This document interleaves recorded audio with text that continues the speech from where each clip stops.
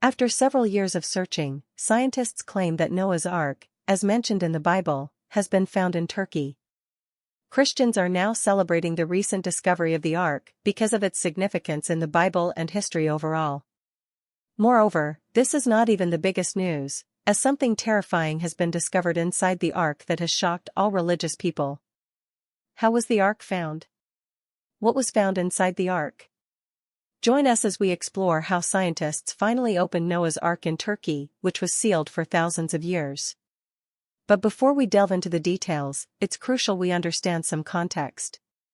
The Lost Ark. Chapter 1: The Lost Ark. For decades, archaeologists and experts have been looking for the remains of this interesting colossal wooden structure. Excitingly, there has been a big discovery in archaeology near the border of Iran and Turkey that has got people all over the world talking and wondering. A group called the Mount Ararat and Noah's Ark research team, made up of people from Turkish and American colleges, has been very carefully digging at a place called the TERRIFIES Formation. This place is predominantly made of a kind of rock called limonite, and local stories have long said it might be what is left of Noah's Ark, a famous story in the holy books of Christianity, Judaism, and Islam. The TERRIFIES site in Turkey is catching people's attention because it is shaped like a boat and it is about the same size as Noah's Ark supposedly is in the Bible. If the Ark is measured using the United States metric system, it is about 515 feet long, 85 feet wide, and 49 feet high. The stuff found at the site is old, from between 5500 and 3000 BC. There are clay-like materials, things that came from the sea, and even bits of old seafood. All these make people think that a lot of people were there a long time ago, and it might be connected to the Noah's Ark story. For hundreds of years, people have been trying to find Noah's Arkansas. They have told lots of stories and thought they found it a few times. Mount Ararat is where the Bible says the Ark ended up, and lots of people have visited there to have a look. They have found bits of wood, seen big structures that look like boats in, and even taken pictures from the air that make them think the Ark is there. The Bible says the Ark was the biggest ship around until the 1900s, something similar to the huge ships we have today that cross oceans. But people who study science and old things are careful about these stories. Lots of people in Western Christianity believe the Ark ended up in Ararat, but the proof is not clear. Over time, different stories have been told.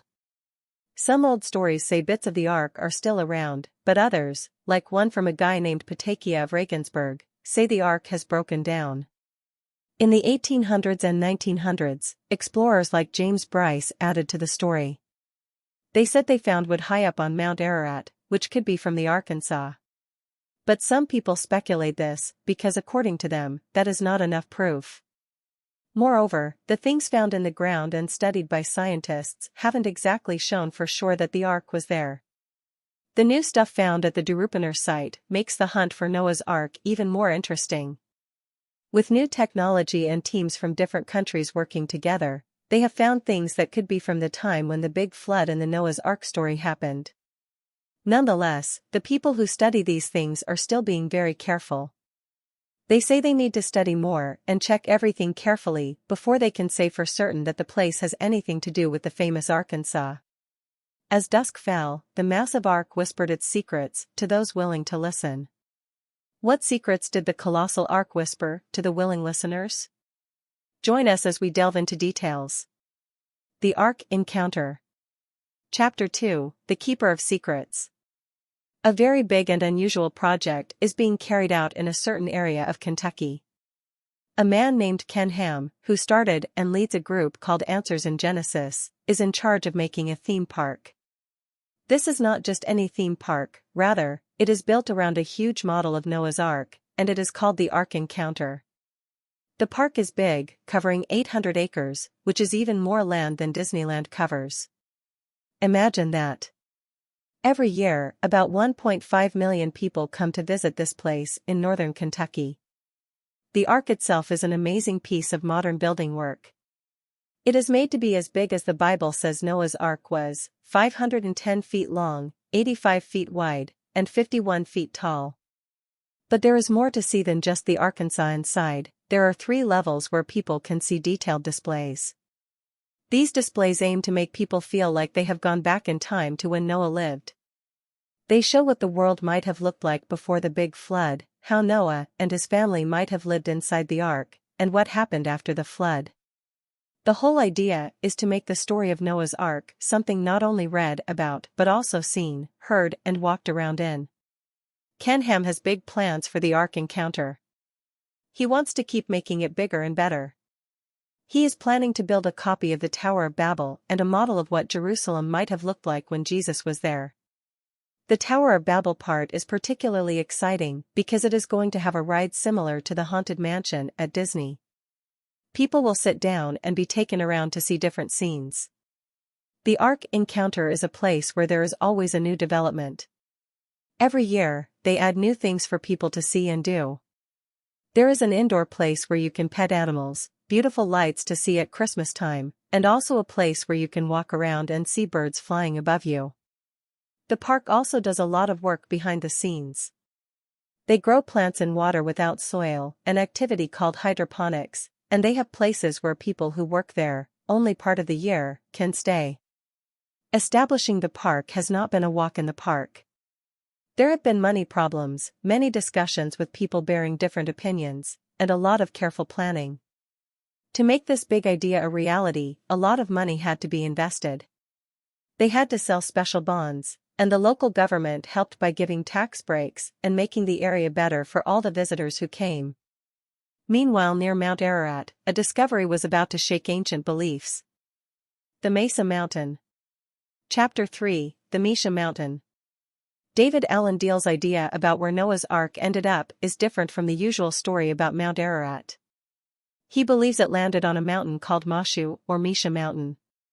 17 miles south of Mount Ararat, Deal believes that according to how words are used in stories from old texts like the Epic of Gilgamesh, the Ark first landed on this mountain at a high spot, 7,400 feet up. He further thinks that Noah and his family built the first city after the big flood, called Meshanashwan, right there using parts of the Arkansas. But as time went by, natural occurrences like earthquakes and rain made the Ark move down the mountain, and it left marks on the way down. Deal's idea is very detailed. He thinks that the people who survived the flood used what was left of the Ark to build their new homes. They used the wood from the Ark to make their houses and the sticky tar to keep their roofs from leaking. The names of places around there, like Mesha, which means pulled out of the water, and Nakshien, which people think means Noah's Zion, seem to tell parts of the story of the Arkansas. In addition, there is one special thing about the mountain: it has two peaks that look like a wall, called the Wall of Heaven. This is mentioned in the Epic of Gilgamesh and is thought to be where Noah's Ark first landed. Deal found some evidence for his theory when he explored the area in 1996 and 1997. He found old places where people lived and saw the Wall of Heaven at the high spot where he thinks the Ark first landed. The way the names of the places around Masher Dag Mountain fit together seems to support the story of the Ark landing there. Deal also looked at old pictures and statues that show characters from the story of Genesis in the Bible, specifically focusing on a woman named Naamah, who is linked to the mountain where the Ark is thought to have landed. He thinks these old artworks connect old stories with the story of the Ark in the Bible. Although Deal's idea is very interesting and he has a lot of details and reasons for his theory, it is just another one of many ideas about where Noah's Ark might have ended up. Even though Deal has a lot of evidence and his thinking makes sense, scientists are still not totally sure, and they say they need to study more and look more closely at everything before they can be certain if these ideas are true or not. When it comes to figuring out things from a long time ago, especially when they are connected to old stories and what people believe, it is important to be careful and check everything very thoroughly. Secrets whispered from Mesha Mountain, promising to reveal a story lost in time. An Eternal Dispute Chapter 4, An Eternal Dispute. The tale of Noah's Ark is a story that both Jewish and Christian traditions share, but the way people understand and accept its history and religious meaning has often been different.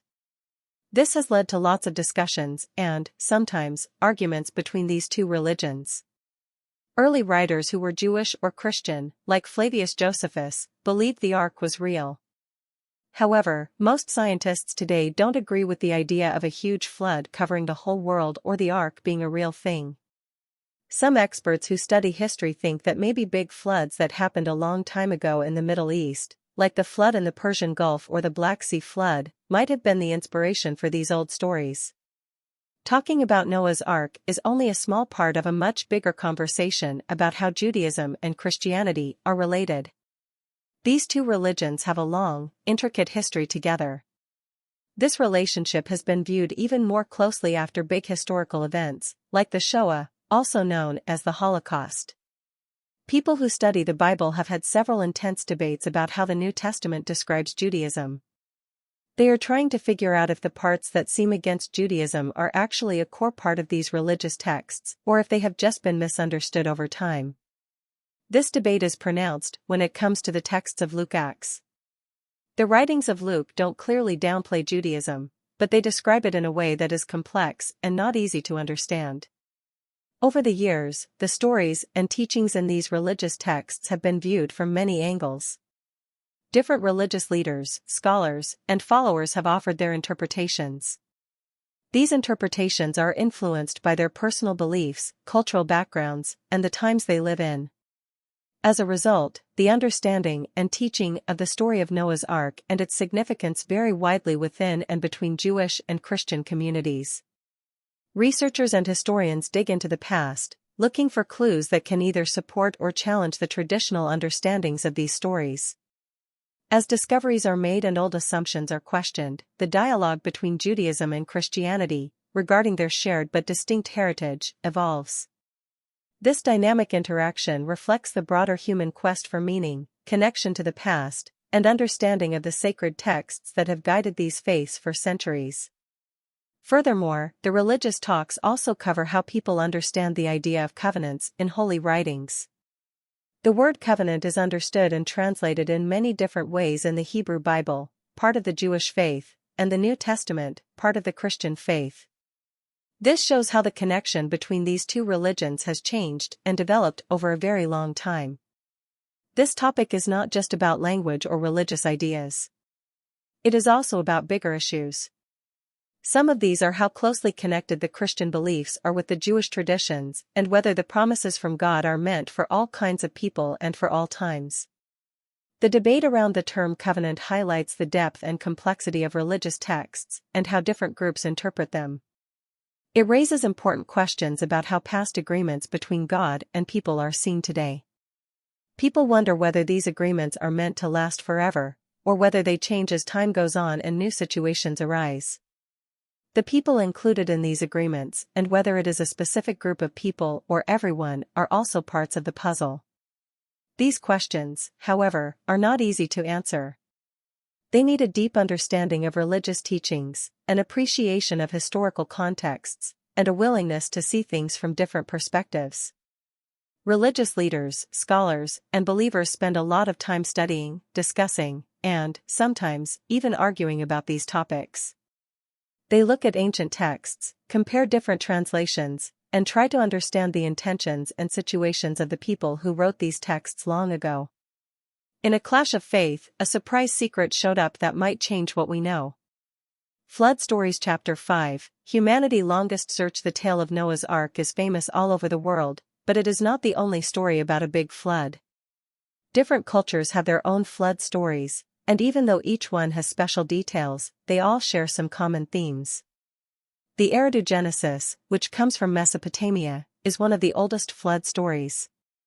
People think it influenced other flood stories in that area, like the Gilgamesh flood story and the Genesis flood story in the Hebrew Bible/Christian Old Testament. These stories all highlight how important it is to be grateful, to remember where you come from, and to show respect and humility toward the gods. A look at the flood stories from China and Egypt reveals characters like Nu-Wa and the sun god, Ra, playing major roles in either causing big floods or surviving them. In these stories, only a few people survive the flood, and they often have some special task or help from the gods to start the human race again. Similar ideas are found in stories from ancient Greece, where Deucalion and Pyrrha are saved by a chest that ends up on a high mountain, and in ancient Hawaii, where Nuyu builds a big canoe to escape a big flood and ends up on Mauna Kea. The Epic of Gilgamesh, which is one of the oldest stories we know of, tells about the adventures of Gilgamesh and includes a story about a flood that is very much like the story of Noah. Both stories talk about the gods deciding to get rid of humans, choosing one family to survive, building a huge boat, and saving animals. However, some differences show the different cultures and religious beliefs these stories come from. For example, the story of Noah says he survives because he is a good person, while the Gilgamesh story says Utanapishtim survived because he is wise and the gods favor him. Another old flood story is the TERRIFIES epic, which was found in the 19th century. It is even older than the Gilgamesh story and shares a lot of the same parts with the Gilgamesh story and the story of Noah. These include the gods being angry, people surviving, and the world starting over after a huge flood. The TERRIFIES story and the Genesis flood story have a lot in common, like a warning about the flood 7 days ahead, building a boat, and sending out birds to find dry land after the flood. These flood stories from different places and times all weave together into a rich collection of tales. Even though they come from different cultures and have unique details, they all talk about the power of the gods, the survival of a few people, and a new beginning after a big disaster. This shows us that the idea of a great flood wiping out the world and starting over is a theme that many cultures have thought about and told stories about. Humanity's quest under the stars hinted at uncovering our deepest roots. A True Story Chapter 6, A true story for many years, the tale of Noah's Ark has captured the imagination of people worldwide, mixing elements of legend, faith, and historical accounts. The story from the Bible about Noah's Ark is the most famous, but ancient societies like those in Mesopotamia, China, Egypt, and Greece also have their stories about big floods. These stories might point to a common memory of a big flood in the past or a natural human way of making sense of big disasters by telling stories about them. In Mesopotamia, ancient writings such as the Eridu Genesis and the Epic of Gilgamesh share stories that are very similar to the biblical story of Noah. They talk about a huge flood, one person or family chosen to start humanity again, and a boat that saves them and different kinds of animals. These tales focus on the idea of gods judging humans, the importance of behaving well, and life starting anew. Another old story from Mesopotamia, the TERRIFIES epic, adds more details to the flood story. It explains why the flood happened and what the gods thought about humans at that time. Even though these old stories all have similar parts, the way people understand them and the messages they get from them is different. This shows the rich variety of ways human societies have tried to make sense of nature and the idea of a higher power's will. What is interesting is that there are real signs in the Earth's history of big floods happening. For example, the Black Sea flood is a well-known event where the sea level rose and caused a huge flood around 7,500 years ago. This event, and others, like the flooding of the Mediterranean Sea and changes in river valleys in ancient Mesopotamia, might be the real events behind these flood stories and could explain why so many different cultures have them. Although, all over the world, no proof has been found of a flood as big as the one described in the story of Noah's Ark, it is possible that big floods in certain places a long time ago inspired these lasting stories. Whether these stories are based on real events or not, they remain an important part of human culture. They show how our ancestors tried to understand and give meaning to the world they lived in. The story of Noah's Ark holds a special place in religious writings and ancient legends, showing its importance in different cultures. In the Bible, Noah is shown as a good man whom God chooses to build an ark. This ark saves a pair of each kind of animal, along with Noah's family, from a flood sent by God to clean the earth of its wrongdoings. The story of Noah's strong faith and a new beginning for people and the continuation of life emerges. Each new clue blurs the line between legend and fact, edging us closer to the truth. A religious heritage. The story of Noah and his ark is a key part of religious teachings, offering lessons on faith, obedience, and the relationship between humans and the divine. It is a narrative that has been passed down through generations, resonating with people's spiritual beliefs and their sense of morality and justice. The story's enduring presence in various forms of art, literature, and cultural expressions reflects its deep impact on human thought and society. Moreover, the tale of Noah's Ark serves as a bridge between the past and the present, connecting modern-day individuals with their ancestral heritage. It provides a window into the ancient world, allowing people to explore the beliefs, values, and struggles of their forebears. Through this story, individuals can reflect on the universal themes of survival, redemption, and the human spirit's resilience in the face of adversity. The story of Noah's Ark is often pictured as a huge boat, built with specific measurements known as cubits, and made according to a divine plan.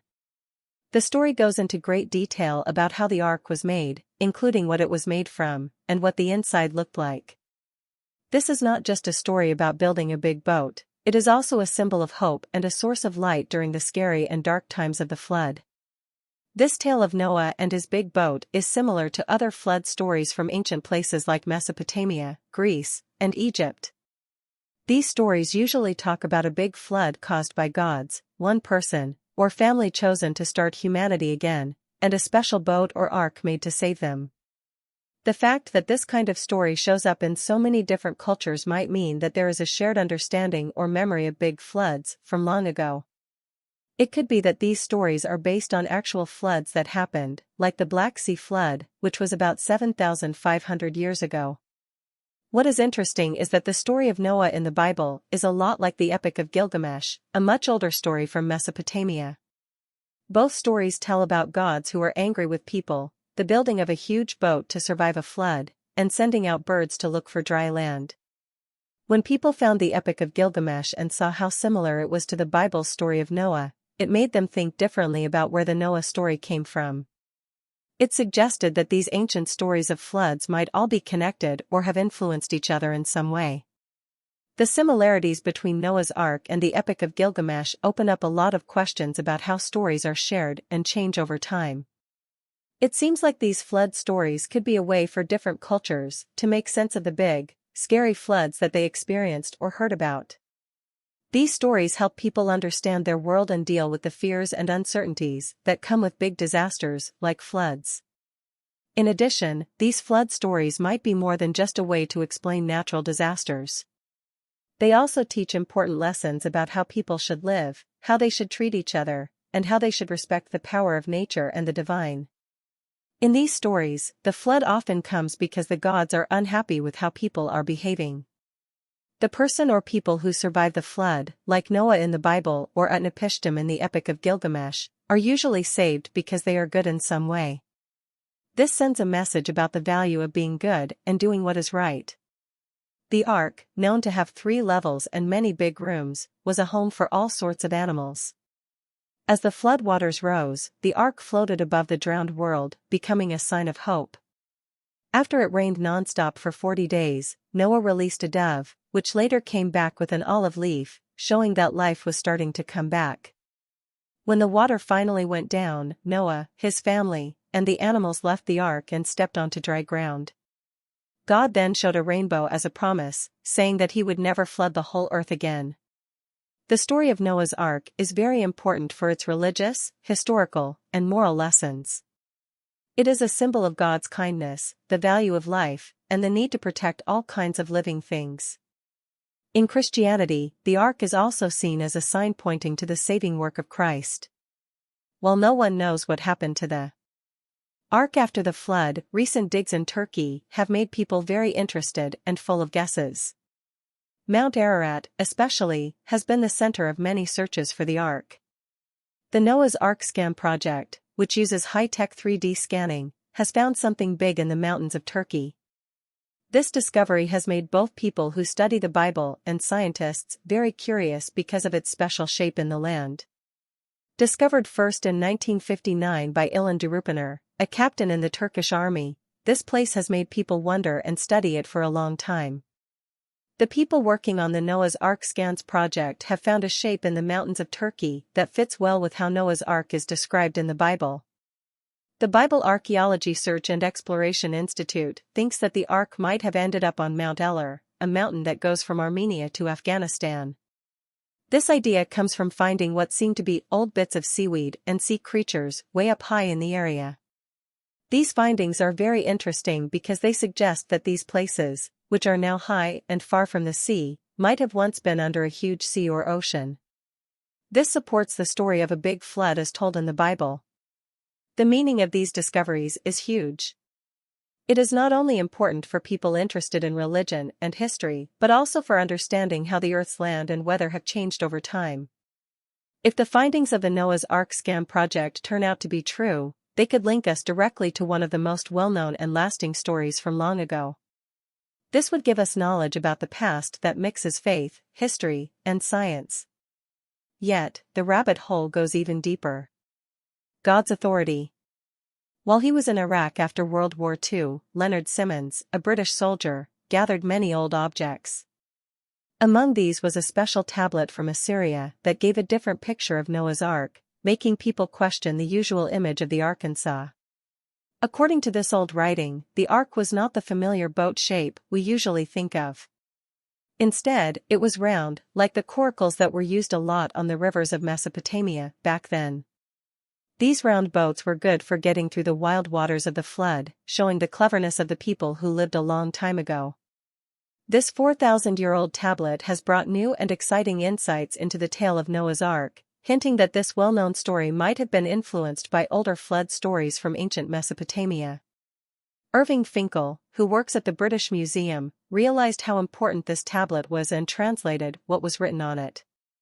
The story on this tablet is a lot like the story of Noah from the Bible, even saying that animals came onto the ark 2 by 2. This discovery doesn't just offer a new way to think about what the ark looked like. It also shows us how long ago people started telling stories and passing down their knowledge from one generation to the next. Finkel's work with this tablet led to more investigation into the story, and there were even plans to build the ark again using the old instructions to see if it could float. However, Finkel himself had his doubts about whether the ark was a real thing. He saw the story more as a powerful tale that has stayed in our memory and traditions rather than a true event from history. The story of Noah's Ark is much more than just a story from the past. It is a deep and meaningful narrative that talks about themes like being saved, God's help, and God keeping his promises.